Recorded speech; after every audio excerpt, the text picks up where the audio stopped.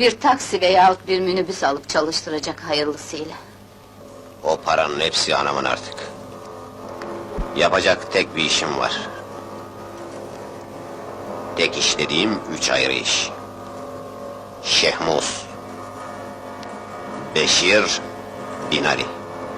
Haydar oğlum, Ökkeşoğlu ailesi seninle çoğalacak. İsmimizi sen yürüteceksin, senin çocukların yaşatacak. Kardeşlerimin ahı, kanı ortada duracaksa batsın o ismimiz. Ailemiz batsın. Öldürmekle, öc almakla gidenler geri mi gelecek? Önce rahmetli babamdan, sonra da senden öğrenmiştik mertliği, namusu, şerefi.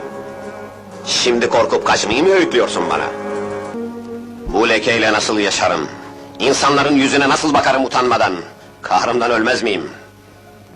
Madem ki polise kız kardeşimle abimin neden öldüğünü söylemediniz... ...bundan sonra da söylemeyeceksiniz.